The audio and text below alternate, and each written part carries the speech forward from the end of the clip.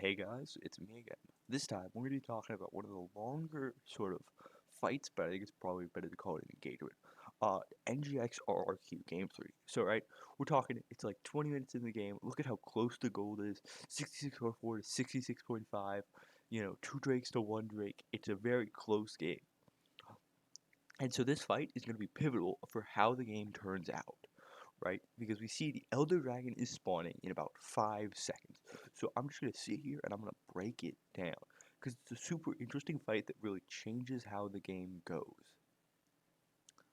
So, let's start here. First of all, you'll see that teams don't immediately rush to the Elder Dragon. Even though they want to be there first, it's really good to have set up on an objective and force people to engage in you. They really want to make sure that you can see the RRQ, right? They're trying to push out all of these waves, right? They don't want to give Chammy any sort of way to get a back door on them, you know, or have the ability for people to like run in and try to take one of their mid inhibitors.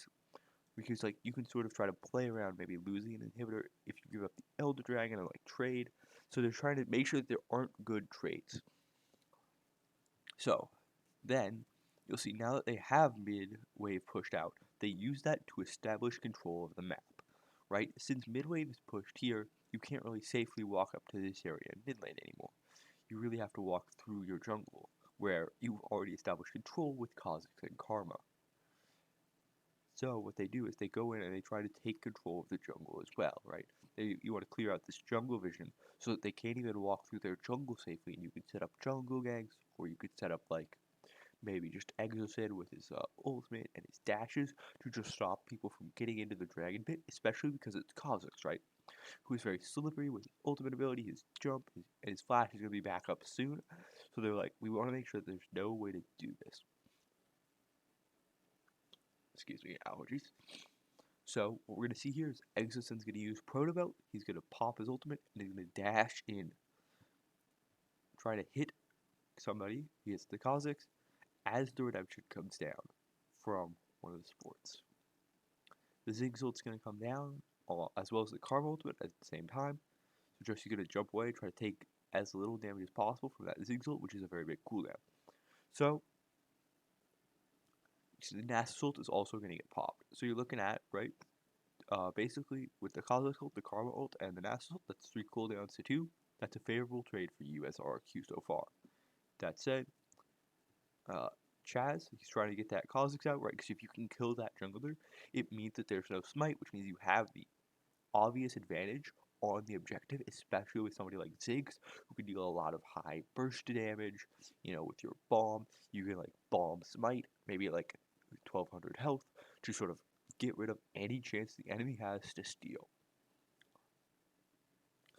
And if you look at NGX, they don't really have that same sort of high burst damage. They've got a lot of sustained damage. Karma's going to deal a lot of damage over time. He's going to be able to support, keep your team healed up so that they aren't getting immediately burst down. Same with Nasus. He's going to take advantage of that 12% Omni map to sort of heal and heal and heal. Jax really wants to get those stacks, sort of thrive in that team fight, get onto squishies, get a bunch of big hits in, and then move back out, right? Jax really about dancing around those team fights. Same with Kha'Zix. Lucian as well, he's like a lot of damage, but especially with his ultimate, it's sustained damage. It's not necessarily like a high amount of burst, like something like a Ziggs ult or a Ziggs bomb does. Something that like, the Garen ult will do. Something that like a Lee Sin kick into a Riven ult will do. So Stasis is going to be able to sort of let them force Chaz away, right? And so Chaz has to back out now that he's taking a good amount of damage. Draw, however, is still going in, trying to hit out the Ziggs. Because if you can chunk out that Ziggs, that's really the main source of magic damage, which is a lot of the damage on the RRQ comp out of the way. And you really only have to worry about the Riven, because the Rakan really doesn't have a lot of magic damage. And like, Garen does damage, but it's not a lot, same with Lee Sin. But he's really trying to get rid of that Ziggs. That said, there are 2 members there, so he's kind of forced out. Exocid immediately goes out to clear wards, so he's taking a good amount of chunk damage. And so we're sort of back in the statement where it's like, well, it's time to back off and re-engage. Now that we don't know what's going on at Dragon Pit, we sort of have to be careful. You can see that Chammy helps clear out midwave a little bit, just gets it stacking. And this is going to be really important. You need to make sure you pay attention to midwave for now.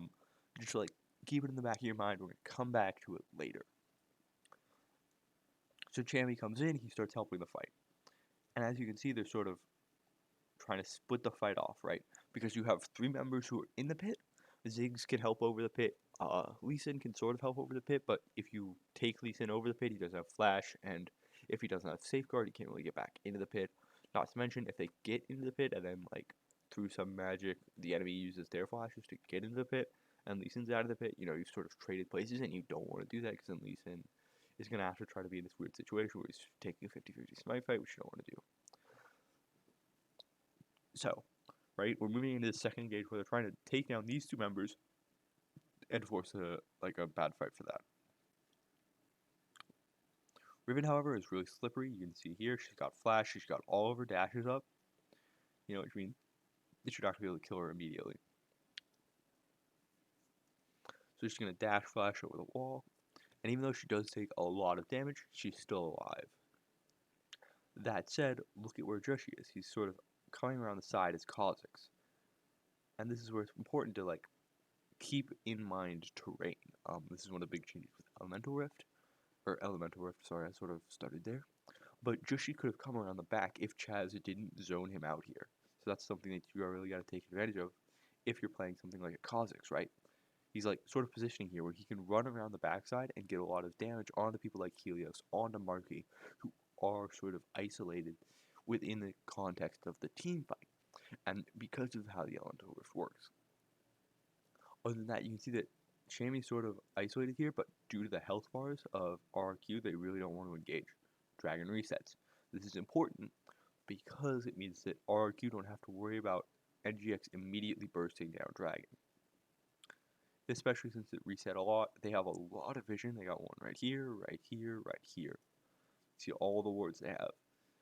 You can see Nasus is trying to zone as NGX goes in to start the Elder Dragon. Lucian clears mid-wave. Again, keep the mid-wave in mind. It'll be important later. You're going to see that they've got a really big wave stacked here, so just keep that in mind.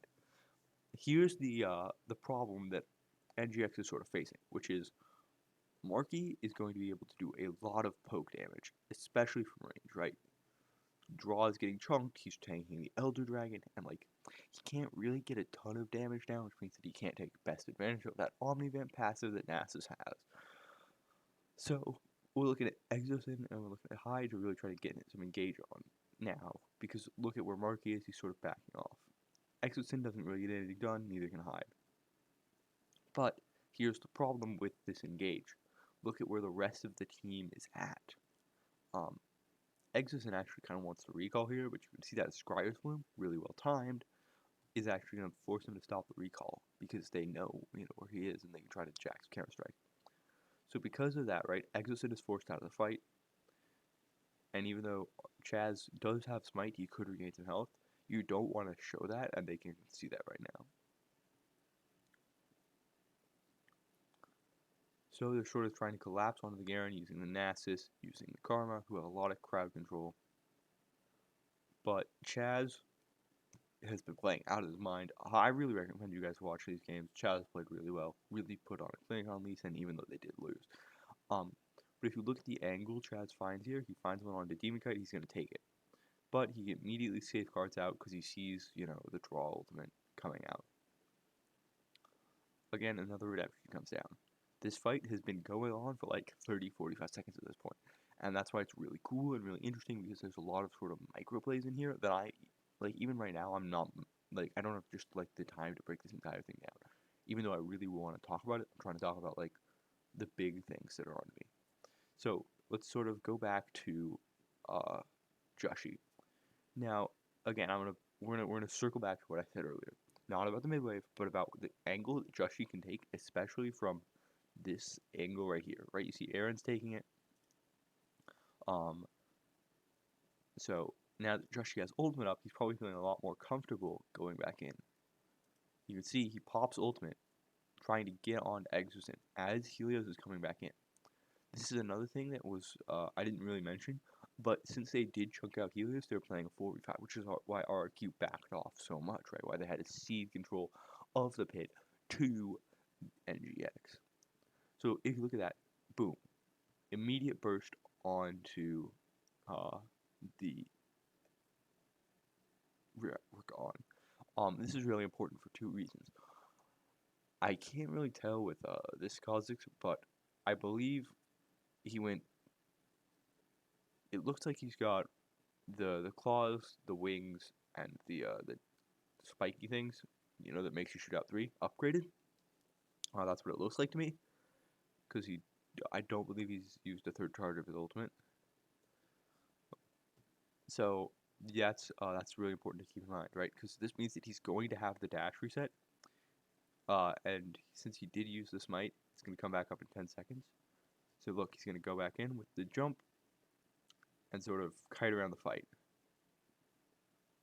He doesn't, again, important to note, he does not get an assist on the Riven, so he's not going to get the reset onto the jump. So now let's sort of look at the other side of the fight, right? I sort of talked about what's going on back here, but what's going on over here? You can see that because Hyde and Marquis really want to go try to force onto this Nasus, they sort of get baited into going in the wrong direction, especially with where the Karma is, right? You can see the Karma just backs out really, really far, right? The Karma notices that, like look at how Demon Kite's positioned here. They see where Demon Kite is, but there's no angle because of how safe he's positioned, which is really good for his team. So now we're sort of getting back into here, right, where everybody's collapsing back in, but Demon Kite still has a flank on the back because he's positioned so safely, and it's only the Ziggs there. The Ziggs doesn't have necessarily the burst to kill him one-on-one, especially with all the other, like, chaos that's going on in the team fight. The Ziggs really wants to make sure he's like beefing down that front line so his sort of like assassins and tanks can do their damage even if they don't necessarily have the most, right? Especially now that Ribbon's dead. So they're going to get the GA out on Chami, and the Garen ult will be used on a Lucian, but because of how well Lucian kites, you can see he's just kind of kiting him out here, and he gets in a lot of damage and ends up getting the kill thanks to the Wither from Nasus. So now the team fight's basically over, but there are a few important things, right? So first of all, let's look at the mid-wave, right? Look at how much damage this mid-wave is doing to the turret. Especially after, right, how much time NGX took to clear. This is why waves are so important, especially clearing waves before neutral objectives. RRQ didn't have time to sort of clear out that mid-wave that Lucian and Jax built up that they stacked. So now, because of that, they're going to be able to get that mid-tier 1 turret. Or that mid-tier 2 turret, not tier 1. Also, they took a really positive trade here, right? 3 for 1, you really like that. And they have the time, because the respawn timers are like 40-50 seconds, they can back off, regain some health, go grab some items, and then come back for the Elder Dragon. So look what they're going to do. They're immediately backing off, they're immediately recalling, and they're going to grab items, right? Kha'Zix is going to grab MR. I missed what Nasus grabbed.